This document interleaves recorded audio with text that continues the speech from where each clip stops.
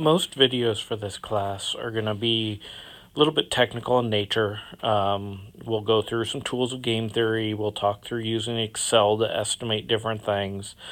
And we'll be fairly analytical in our approach.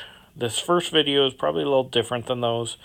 I simply want to give you both an introduction to what we're going to do this week, but also just sort of place this class in the broader landscape of the MBA program, business decision making, those sorts of things. So this is going to be more descriptive, whereas most of the other ones throughout the term will be a little bit more analytical in nature.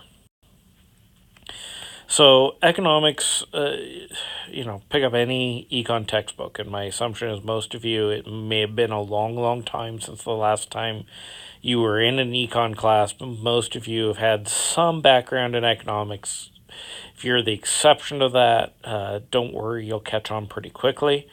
But almost any textbook, or if you just Google the term, what is economics, you're going to get something along the lines of the study of how society manages or allocates its scarce resources.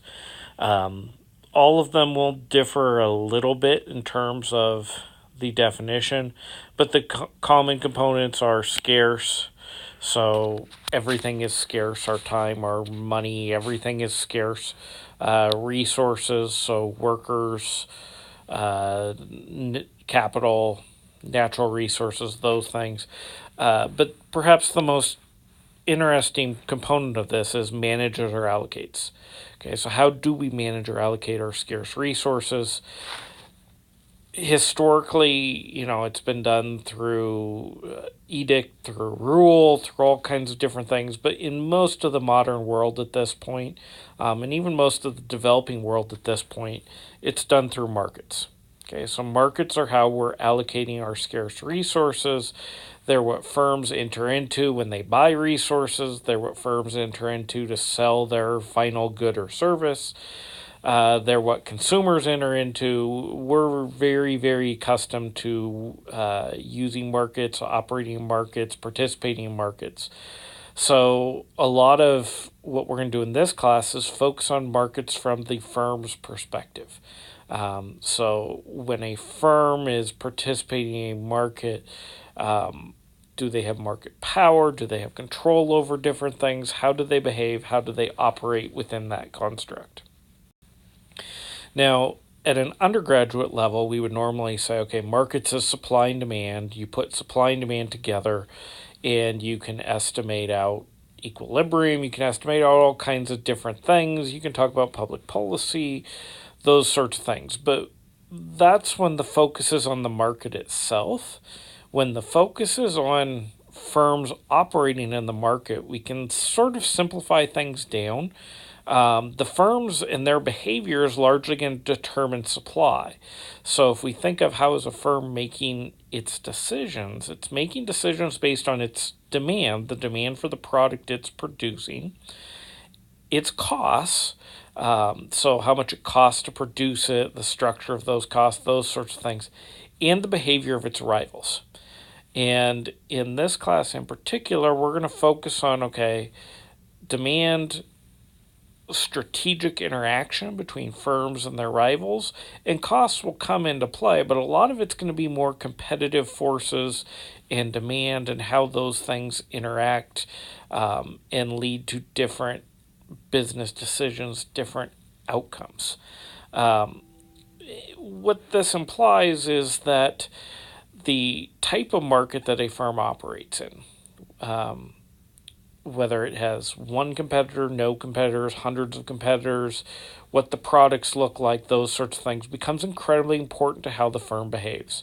We shouldn't expect a local electricity company who's basically has a monopoly in the local market to behave in the same way that we would one of the roadside coffee stands that you see all up and down almost every town you go to at this point.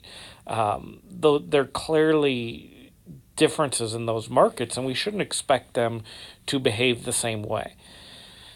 In terms of sort of a construct, we normally think of the business landscape as fitting something that looks somewhat like this, where we've got number of firms. On the far left, we've got monopoly, where we've got one firm. On the far right, we've got lots of firms selling identical products. And then in between, we've got a few firms, or we've got many firms but selling differentiated products. Now, the far left and the far right are the least common market structures. So monopolies, well, there's lots of talk about monopolies. There's not a ton of great examples of monopolies. Local utility companies actually tend to be monopolies. They tend to be natural monopolies, and that's why there's lots of government regulations. So, like the local power company Avista, they can't change the rates that they charge without seeking approval first. So there's lots of regulations there. You could argue about whether different firms happen to have monopoly power or not.